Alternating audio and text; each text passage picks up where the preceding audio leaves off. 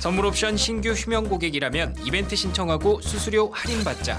신청만 해도 3개월 최대 90% 수수료 할인. 선물 옵션 거래 시 원금 초과 손실에 유의하세요.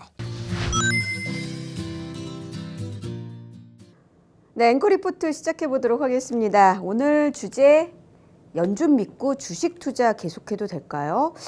여러분들에게 질문을 드리고 싶은 부분인데요. 참 이분 나오면은 시장에서는 어쨌든 기대감을 가지고 무엇을 얘기할까 오늘은 이런 생각으로 좀 많이 보게 되는 분이죠. 제롬 파월 의장, 연준 의장. 예, 요즘 들어서 도대체 이 사람이 얘기하는 게 대체 뭐야? 이게 좋다는 거야? 나쁘다는 거야? 이 부분에 따라서 주가가 등락하고 여기에 여러 가지 이유를 붙여서 내릴 때는 내린 이유를, 오를 때는 오른 이유를 계속 설명을 하고 있는 그런 상황입니다. 결론적으로 보면은 연준은 우리나라뿐만 아니라 미국뿐만 아니라 전 세계 글로벌 금융시장의 절대적인 100%의 신뢰를 가지고 현재 보고 있는 이른바 연준 풋이라는 것이 지금 절대적으로 작용하는 그런 부분이 지금 현재 주식시장에서 많이 나타나고 있습니다.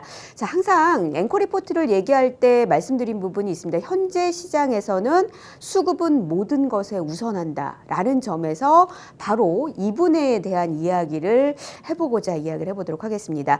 현재 주식시장에서 유동성 얘기를 빼면 수급이라는 것, 돈 들어오는 것 빼면은 일단은 조금 아쉽죠. 그래서 연준의 통화정책과 더불어서 주식시장의 자금 유입은 계속될 것인가. 지금 나타나는 개인 투자자뿐만 아니라 기관이나 외국인이나 계속 들어올 수 있는 여지가 연준의 통화 정책을 통해서 계속 이어질 수 있을지, 그래서 결론적으로 연준 믿고 좀 주식 투자 계속 해도 되는지 요거에 대해서 한번 고민을 해보도록 하겠습니다. 여러분도 한번 같이 고민을 해주시기 바랍니다. 자, 최근 들어서 일단 제로금리 계속 유지하겠고, 다만 경기는 여러분들이 생각하는 것만큼 그렇게 빠르게 회복은 되지 않을 거예요. 하지만 우리는 할 수 있는 거 할 거예요 라고 얘기를 하는 그런 상황이었죠. 그래서 첫 번째 금리도 인하를 했고요. 그래서 그 부분에 대한 시장의 열렬한 환영을 받았고, 이후에도 좀 많은 이야기를 한 것으로 여러분들 잘 알고 계실 겁니다. 다음 그림 보도록 하죠. 자, 금리의 인하라는 법.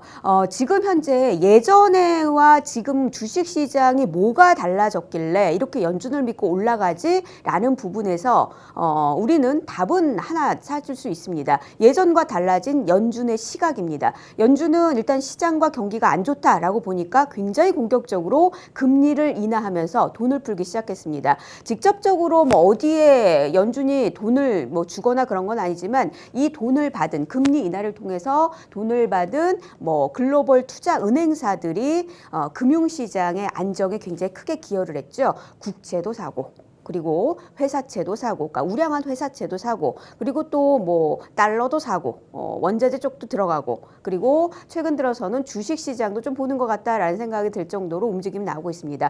그래서 전체적 올이라고 표현이 되어 있죠. 전체적인 지금 현재 연준 패드 홈페이지에 들어가 보면 요거 자산의 지금 현재 상황이 어떤지를 보실 수가 있거든요. 거기서 제가 발췌를 해왔는데 급격하게 거의 수직으로 올라갔습니다. 올해 들어서요. 예, 이렇게 나온 이 유동성 확대 정책이 지금 금융시장에서 먹히고 있고, 금리 인하를 통해서 이렇게 유동성이 계속 지금 들어오면서 지금 현재 IB 투자사들은 여기저기를 찾고 있다, 여기저기 투자할 때를 찾고 있다, 이렇게 좀 얘기를 많이 하고 있죠. 그러면 우리가 여기서 왜 개인들은 왜 자꾸 주식을 살까? 이 부분에 대해서 굉장히 고민을 많이 했었는데, 그럼 기관은 왜 주식을 안 살까에 대해서도 고민을 해보게 됐는데, 그럼 기관은 무엇을 살 것인가? 무엇을 샀을까라는 점에 대해서 고민을 해왔습니다. 가장 안정적이고 신뢰할 만한 수요자가 사는 쪽에서 사고 있더라고요. 바로 그게 국채였습니다. 우리나라의 경우에도 4월에 지금 순투자나 보유 현황을 보면은 주식시장에서는 팔았는데 채권은 굉장히 많이 들어온 것을 보면서 이게 뭐지? 이런 생각을 좀 많이 하셨을 거예요. 혹시 시장 경기가 불안하니까 이거 채권 쪽으로 들어오는 건가? 이렇게 생각할 수도 있는데, 지금 가장 먼저 연준에서 했던, 중앙은행에서 했던 것은요, 국채를 매입하는 것이었습니다. 국채를 매입 개입한다는 것은 수요자가 가장 빵빵하게 있는 쪽이 국제시장이고 여기에 대한 믿음으로 기관은 가장 안전하게 채권시장 쪽 국채를 샀다는 것을 알 수가 있고요. 이 유동성이 넘치다 보니까 가장 우량한 회사채로도 가고 그리고 신흥시장의 국채로까지 간 게 아니냐 이렇게 요즘은 많이 해석하는 것으로 얘기가 되고 있습니다. 기관이 주식을 사지 않았다고 투자를 하지 않은 건 아니더라고요. 오히려 안전하게 조금 더 수익은 낮더라도 갈 수 있는 그런 좀 안전한 곳을 찾았던 것이 채권시장이었던 것으로 보입니다. 그러니까 채권시장 샀다고 지금 시장 불안하다 이렇게 본 것은 아니다라는 얘기도 나오고 있는 그런 상황이죠. 개인 투자자도 사실 회사채 ETF 샀어요. 왜냐하면 이번 주에 이거 지금 연준이 무슨 일을 하고 있는 거야? 경기 안 좋다고 경기 안 좋으면은 이거 어떻게 되는 거야? 이렇게 불안하면서 주식 시장이 변동성이 계속 많이 나타나고 있을 때 이렇게 얘기를 했죠. 이제 회사채를 ETF로 그동안은 사왔었습니다. 회사채를 하나하나 산 것은 아니고 ETF를 통해서 회사채 ETF를 통해서 뭐 어느 정도 연준에서 사고 있었는데 이제는 개별적인 회사채도 사겠습니다라고 계획은 되어 있었지만 이번 주에 이야기가 나오면서 크게 들어 올리는 그런 모습이 나타났었죠. 자, 그 흐름에서 개인 투자자도 주식시장에서 회사채 ETF를 샀습니다. 이 대표적으로 VCSH라는 이 ETF가 있는데요. 이게 회사채 펀드, 회사채 ETF입니다. 이게 급격하게 올라간 모습이 좀 눈에 띄고 있는 그런 상황이죠. 이것은 5일 동안의 흐름을 이거는 오랫동안 그러니까 그 전체적으로 보여드린 거고요. 조금 더 5일로 축약해서 보여드리더라도 급격하게 올라간 그런 모습이 나왔습니다. 연준에 반응했구나. 그러면서 채권도 지금 현재 회사채도 ETF를 통해서 사는 개인 투자자들의 흐름도 나타났구나. 그러니까 기관은 지금 직접적으로 국채를 사고 연준도 국채를 사고 사고 이렇게 되고 개인 투자자도 역시 회사채를 현재 ETF 쪽에서 지금 사고 있었다는 점 이런 점이 좀 눈에 띄고 있는 상황이죠. 그러니까 연준의 신뢰는 금융시장의 안정과 그리고 수익률을 높이기 위한 공격적인 투자 전략을 가져가는데 가장 큰 기여를 했다는 점이 여기서 다시 한번 나타나고 있는 그런 상황입니다. 그런데 말입니다. 최근 들어서 그럼 왜 주식시장이 이렇게 변동성이 크지? 여러 가지 말이 있습니다. 전체적으로 뭐 제2의 코로나 바이러스의 제2의 상황이 나타날 수 있다. 확산이 나타날 수 있다. 이런 얘기도 있고 우리나라 경우에는 북측의 얘기도 좀 나오고 있고 그러면서 변동성이 큰데 그 다음 날은 또 바로 올라요. 이런 부분에서는 수급적인 부분에 우려 상황이 나오는 것은 아닌가도 다시 한번 체크를 해봐야 되는 것 같습니다. 보시면은요.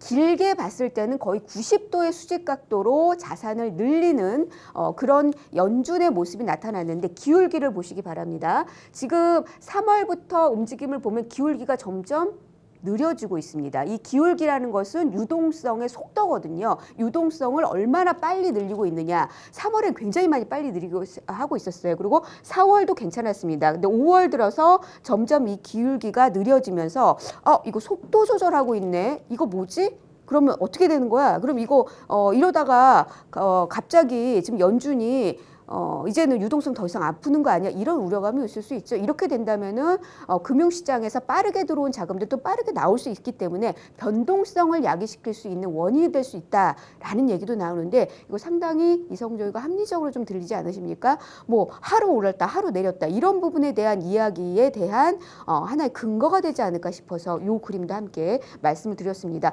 지금 연준이 유동성을 조절한다고 그러면은 주식시장 돈 들어오는 거 이거 좀 문제가 되지 않을까? 이런 부분에 대한 우려감도 어느 정도 작용을 한 것으로 보입니다. 자, 그런데 여기서 하나 알아둬야 될 부분이 있습니다. 이분이 누군지 여러분들 알고 계십니까? CNBC 통해서 또 얘기가 언급이 됐던 분인데 이분이 바로 이걸 얘기를 했더라고요. 월가에서 승리하기 위해서는 연준에 맞서지 말아라. 이렇게 얘기를 했습니다. 제가 마틴 츠바이크라고 2013년에 이제 우리에게서 떠난 그런 투자의 대가인데요. 여러 가지의 어떤 시장의 특성을 좀 많이 파악한 분으로 알려져 있는 그런 상황인데 그 중에서 가장 유명한 말이었습니다. Don't fight the Fed. 그래서 패드랑 맞서지 말고 또 하나 시장과 맞서지 말라고 얘기를 했습니다. 시장의 트렌드에 맞게 가야지 여기에 반하면은 망한다 이렇게 얘기를 했었고요. 그리고 이와 더불어서 지금까지도 계속 얘기가 되고 있는 게 연준에 맞서지 마라. 그러니까 통화 정책의 변화는 곧 주식시장의 변동, 그러니까 주식시장의 추세를 만들어내고 주식시장의 변곡점을 만들어낼 거라는 것을 이분이 바로 이야기를 했었고요. 이후에 꾸준하게 얘기가 되는 그런 부분입니다. 그럼 연준이 뭔가 바뀐 게 있을까요? 사실 살펴보게 된다면은 이런 생각이 좀 들고 있습니다. 연준은요 좀 고민은 좀 많을 것 같습니다. 지금 현재 흐름을 보게 된다면 현재의 기대 심리라던가 유동성 확대, 그러니까 경기가 불안하지 않기 위해서 지금의 수준은 유지를 해야 되고 그러면서 너무 크게 가져가는 기대감은 좀 어느 정도 조절을 해야 되고 그런 부분이 있습니다. 특히 고민되는 부분은 뭐냐면요. 우리는 부동산 쪽에서 투자, 재테크의 방법을 많이 차지하고 있다고 얘기를 하고 있지만 미국은 주식 투자가 개인 투자, 개인 소비에 있어서 개인의 소득에 있어서 재테크의 가장 큰 그런 뭐라 그럴까요? 영역이라고 얘기를 하고 있죠. 개인 투자자들이 이렇게 주식시장에서 많이 사고 있고요. 여기서 많은 이득을 취하고 있는데 이런 부분이 소비 심리로도 이어지는 시나리오가 계속 이어지고 있는데 이것을 망칠 수는 없기 때문에 현재 고민이 될 것으로 보입니다. 그래서 하루는 경기 안 좋으니까 너무 기대 갖지 마세요. 하지만 우리는 회사채도 매입을 할 거고 안 좋으면 회사채도 매입을 할 거고 또 뭐 국채는 계속 매입할 거고 또 다른 생각도 많이 해보겠습니다. 라는 얘기가 번갈아 가면서 나올 것 같습니다. 이걸 보여드리는 건 무엇이냐면요. 개인 투자자들이 어떻게 보면은 기관들보다도 더 연준의 신뢰성을 200% 가지고 적극적으로 투자를 하고 있는 그런 모습입니다. 로빈 씨라고 요즘 이제 많이 들어서 아시고 계실 거예요. 밀레니얼 세대를 중심으로 한 미국 개인 투자자들 보니까 이번에 굉장히 크게 타격을 받은 종목들을 매수를 했습니다. 어쨌든 매수를 하면서 이들 종목으로 수익률을 많이 올렸고요.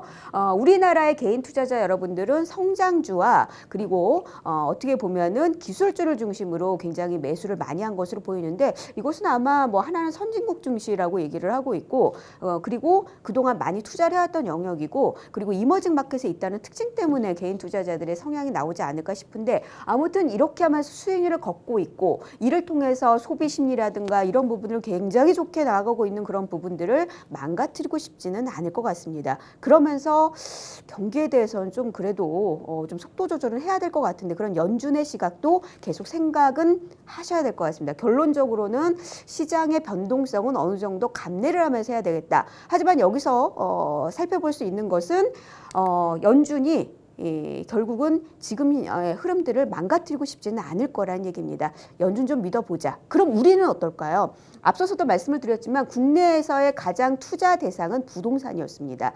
근데 국내에서는 정책적으로 봤을 때 어제 부동산 정책 나온 거 보셨죠?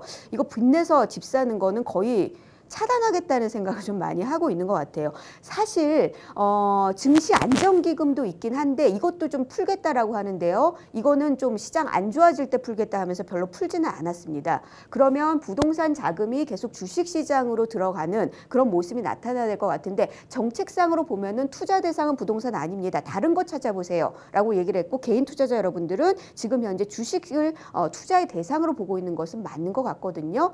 정책에 맞서지 말아야 할까? 이 부분에 대해서도 계속 고민이 됩니다. 지금 정책상으로는 유도를 좀 하고 있는 것 같긴 하거든요. 이런 점에서도 일단은 믿어볼까? 이런 생각은 좀 하게 됩니다.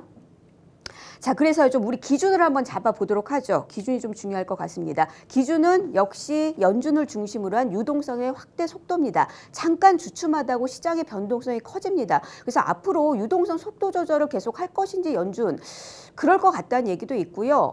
지금 상황 나빠지면 더 크게 풀 거야 라고 얘기하는 그런 시각도 있습니다. 이 흐름을 계속 체크를 해봐야 될 것 같아요.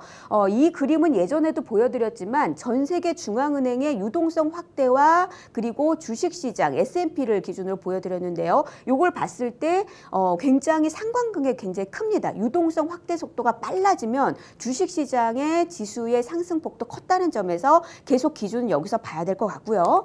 또 하나 외국인의 수급 개선은요. 가장 최근 들어서 조화로웠던 우리 시장이 강했고 글로벌 금융시장 특히 신흥국 징수가 강했던 그 시기의 패턴을 보시면 달러의 약세 그리고 유가의 강세였습니다. 그중에서 특히 외국인들의 수급 여부는 달러 약세의 지속 여부가 계속 진행이 되는지 이거 두 가지를 체크하면서 살펴보도록 하겠습니다. 하나로 이것도 봐야 될 것 같아요. 지금 요즘에 시끄러운데 트럼프 대통령이 지금 현재로서 선거에 이기기 위해서는 주가 부양 필요할 것 같거든요. 요게 하반기엔 하나의 또 모멘텀을 작용할지도 계속 보면서 일단 연준 믿어보도록 하죠. 여기에 좀 추가적으로 다른 모멘텀이 더 붙을 수 있을지 계속 살펴보도록 하겠습니다. 변동성은 있을지언정 이 흐름은 크게 깨고 싶어하지 않는 연준이다. 이렇게 좀 정리를 해보도록 하겠습니다. 앵커 리포트였습니다.